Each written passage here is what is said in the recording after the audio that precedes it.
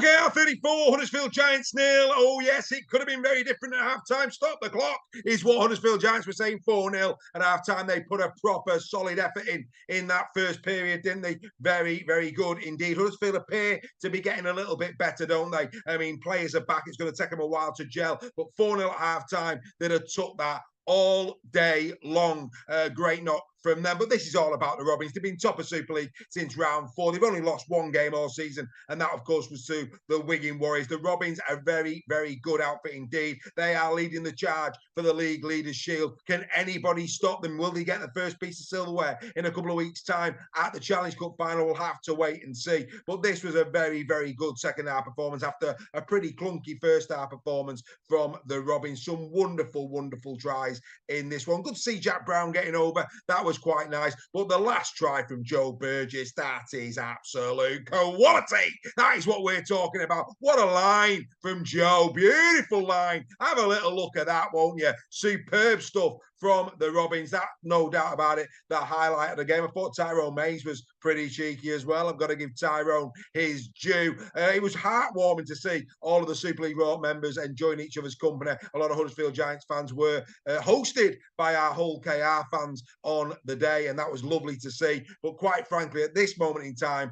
Hull KR are quite simply a class apart in Super League. I mean, look, the stats don't lie. They never do lie. I mean, 56-44 possession, completed sets 33-22. The missed tackles in this game, pretty damning for both teams, actually. KR 24, Huddersfield 35. That's not good enough, really. And Hull KR will be very disappointed with regards to that. I think Greg Roach said in the final whistle, perhaps KR came down a little bit to the Giants' level. But other than that, I mean, it really was a dominant display from KR. You know, the total meters, over 680 of them in the favour of the Robins. Also, post-contact meters, I mean, nearly 200 difference there. I mean, you're not going to win many games, are you, if that's the case? It's as easy as that, really, to say. KR, absolutely an outstanding rugby league side. We give them all due respect here at Super League Raw. They are in the box set. They are the best team in Hull by a street. Right, let's get straight into the 3-2-1. Let's not dilly-dally. There's no reason. I'm going to give one to Kalepi Tanginoa. Nice try from Kalepi in this game. 100% tackle efficiency from Kalepi in this game. 12 carries for 93 metres. I thought he had a really good, solid knock. Kalepi Tanginoa, he gets a point from me. 2 points I'm going to give to, it's a tough one this. Who am I giving it to? I'm going to have to probably give it to, let's give it to Mikey. Mikey, try and assist, 10 tackle busts in the game, 22 carries, 158 metres, 3 runs, 3 clean breaks as well. Mikey, I mean, with those level of statistics, you've got to give him 2 points. But 3 has to go to Super Joe. 2 tries, his last one, like I say, yes, people will say it was a cakewalk. It was all about the play of Lewis before that. Not a bit of it. That is a great line, a great line from Joe Burgess to get his second and final try of the game. He also set one up in the game as well. 14 carries, 145 metres from Super Joe. He had a great game. Like I say, KR really are a quality side. Last year, they were good. They were easy on the eye, scoring many tries from deep. They've carried on where they've left off in 2025. Out of the real deal. Can they stay there? We'll have to wait and see. Of course, they go to the Halliwell Jones on Friday. We'll look forward to that. Now let's go over to Wakefield Trinity, where the Wire were the visitors. Wakefield Trinity 40, the Warrington Wolves 10. This was not the Warrington Wolves that turned up in the semi-final, and Trinity now has 70 points to 26 up in 2025 against the Wire, and they deserve every one of those points. They did it again. They bullied Warrington at Halliwell Jones. They did it again in this game, albeit Warrington at times were also their worst enemy in terms of their errors and the way in which they went about their defensive efforts. But this is all about Wakey. Caius Fatali again. What a player this boy is. I mean, you know, coming up on the rail where Herman SAS is concerned, he's come from nowhere. Questionable haircut, but not questionable on the field. He was absolutely outstanding in this game too. Wonderful tries from him. Josh Griffin also a brace. He took them well. I mean, all in all, this was a very, very assured display from Wakefield Trinity. Warrington Wolves can have no arguments whatsoever. I have to feel for those travelling Barmy Army fans that went down to Wakefield. It's never been a good hunting ground for Warrington. The last win at Bellevue for Warrington back in 2019 19. That tells you everything that you need to know. Wakey are Warrington's bogey team, no doubt about it. And Wakey now in the top 6 up the Trin. Go on, outstanding to have Wakefield Trinity in Super League, playing rugby league like they are. It's a real heart warmer, isn't it? Oh, it's almost like having a cup of Horlicks on a cold winter's night. It's outstanding. Well done to the Trin. Some superb play. I mean, this, your eyes saw it, but let's go through it.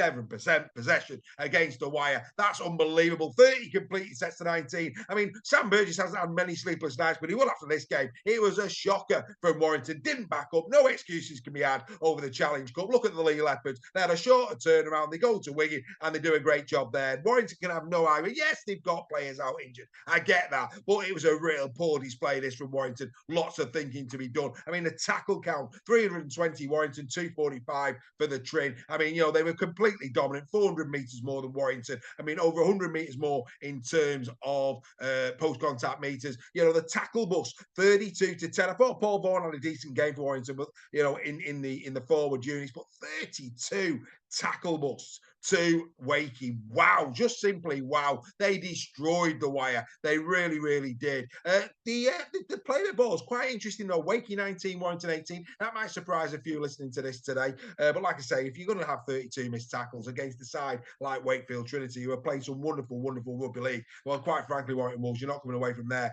with 2 points. Warrington still only 2 points, of course, off the playoff positions, but their performances this season have been nothing short than up and down. I mean, we said on Final Whistle, if Warrington win in the Challenge Cup final, just imagine the keyboard warriors. It's not a good start to the season. Yes, they've had some key injuries in key areas. I get that. I understand that.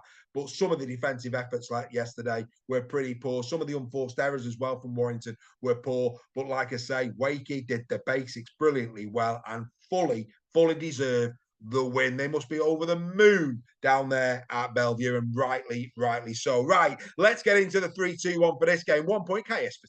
Oh yes, what a player. 2 great tries. He had 18 tackles, 100% tackle efficiency from the big fella. 3 tackle busts went his way. A clean break, 12 carries for 78 metres. Good knock, 2 tries, prop forward, in great form. It's hard not to give him a point. The 2 points I'm going to give to the second rower. He loves the Warrington rules. Remember Magic Weekend all those years ago when he was playing in a Hull FC shirt? He's done it again in a Wakey shirt. Josh Griffin, take about 2 tries, 1 assist, 23 tackles in the game, 3 tackle busts for him as well, 13 carries for 99 metres, 2 clean breaks. Josh Griffin, sir, simply exceptional. I mean, Warrington will be really worried going past churches, seeing all the Griffins on some of the prehistoric churches around Warrington. They'll be getting shivers thinking of Big Josh, the Griffin himself. And 3 points, of course, go to Mason Leno. He has to. Well, again, just controlling a game of rugby league. I mean, he had Warrington in the palm. He picked it from the tree. He put it in the palm of his hand if it was Warrington Wolves, and then he slotted Warrington into his pocket. Absolutely incredible. Even Adam wasn't as potent in the Garden of Eden as Leno was with that apple, believe you me. Absolutely exceptional. 2 try assists in the game, but it was his kicking game. It was his game management, attacking kicks in general play. Everything about Leno's performance just oozed class. I mean, at the start of the season, they brought Russell and Truman in, and people think, maybe, with his squad number as well down the pecking order. Not a bit of it. He's used it as fire. He's used it as petrol. That's what he's done. That's what quality professionals do. Yes, you can put me down the pecking order, but I'm going to come firing right back. And I'm delighted for Leno, because when they got relegated in 2023, it's fair to say his season was poor, but he is absolutely bang at the races in 2025. If he was running the Grand National, who knows? He might win it by a nose. But anyway, there you go. Incredible stuff from the Leno. Brilliant win for Wakey Trin. 40 points to 10. I bet they wish they could play Warrington every week. Let's now go to the jungle, the mighty jungle. The Casper Tigers 48, Salford Red Devils 16. It was like watching Slumdog Millionaire. Yes, Salford played the Slumdogs and Casper played the Millionaires. Forget Jai-Ho. Hoi, hoi, is what I would say. Hoi, hoi. Oh, yes, Tex, hoi. Go on, son. That was an outstanding display. Oh, yes. Talk about egg on the elk face. Get the custard pies out for Dave. Oh, yes, Texy boy was on fire, just like the greatest burrito you could eat in whatever the Mexican restaurants are called. Chiquitos, whatever you want to say, Chiquitos as well. Oh yes, Texie boy, absolutely incredible. But it wasn't just his 3 tries, it was his all-round play. He was catching the ball behind his own line. He was going past players back into play. Oh, everything about Texie in this game was worth celebrating. It really, really was. I thought Nene McDonald on the opposition side, good to see Nene back on the field. 2 tries for him. And, when you saw the starting lineups and certainly the first exchanges, you're thinking, actually, do you know what? This could be a bit of a tasty game. And then they just let loose, didn't they, the Casper Tigers? Zach Sinney, great on the day in his senior going in. Muaz Mustafa going under the post. I mean, dearie me, poor Rowley there. I mean, he must have been checking that his hair hadn't come out in the mirror. I mean, that's not good. You don't concede tries like that in centre field, albeit it's got to be said, they were being put under so much pressure at that point where the Salford Red Devils, the dam had to break at some point. Half time, 24 points to 0. You're looking for a reaction if you're a Salford Red Devils fan. A reaction you got, 16 points in the second half, but that didn't stop the men from the jungle making sure they won the second half as well. They're up to 6 points now. That will make Danny Maguire feel a whole lot better about life, and rightly so. Next week for them, though, it is the Leeds Rhinos. That's going to be an interesting one at the jungle. Leeds in good form. I'm looking forward to that game. Again, Casper have got a decent record against Leeds. That should be a really good little derby up there in the west of Yorkshire. We'll look forward to that. And of course, Salford, well, they go also to Yorkshire. They're going to the Trin.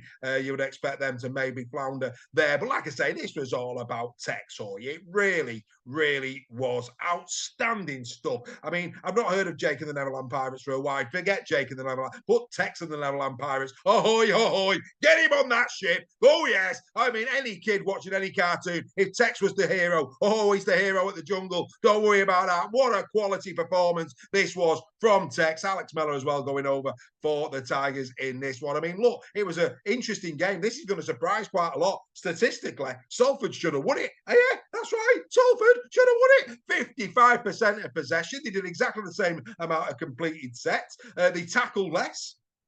That was pretty obvious, though, to be fair. They actually ran the ball for more meters. The post-contact meters were more. Everything about this game, they had, 2 more errors, yes, but it was the missed tackles, 5 missed tackles more. But bottom line is, it shouldn't have been the blowout that it was. So you've got to give credit to the Castleford Tigers for their execution. An outstanding performance, led by that man at fullback. He was superb, and no wonder they took him off with, I think it was about 10 to go, wrapping him up in cotton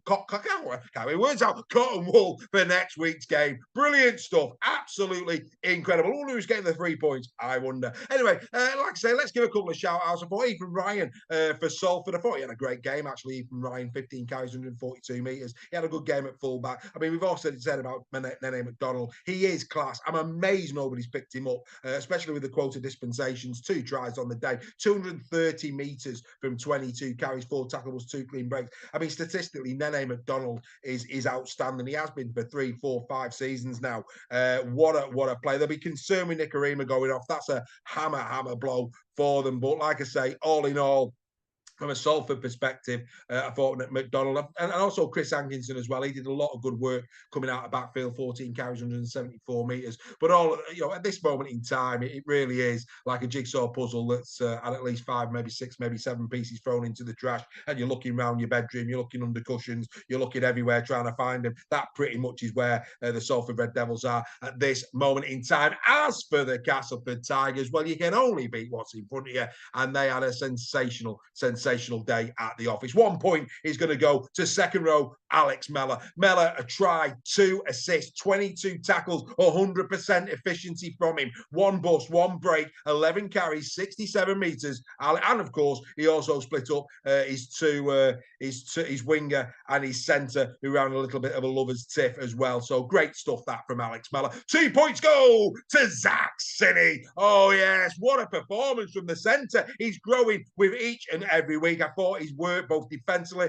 and offensively, was really good for the Casper Tigers. Yes, he got his try and fully deserved. 14 carries, 146 metres, 3 busts from him. He got a clean break. He also did 4 runs from dummy half. I thought Zach Sinney in this game, perhaps the best game I've seen him have thus far in a Tigers shirt. He's growing every week. Well done to Zach Sinney. But of course, the 3 points are going to one man, the man that sounds like a Mexican, Arriba, Tex Hoy. Oh yes, 3 tries from the Tex man, 5 busts, 1 break. break. Oh, 15 carries, 143 metres. I mean, I'm salivating at the performance, like looking at a fajita coming out on a sizzling plate. It was that good. Well done, Mr. Hoare, yet again, putting the egg custard firmly on my face. Sir, you are fast becoming a guilty pleasure, just like a vanilla slice from the patisserie. Absolutely wonderful. 48 points to 16 to the Tigers. 6 points now in Super League. Well done to Danny Maguire. Well done to the Tigers. Now it's time for the Leeds Rhinos. That's in the sheds for another week. Don't forget to catch Super League Raw weekly, live, 8 p.m. tomorrow night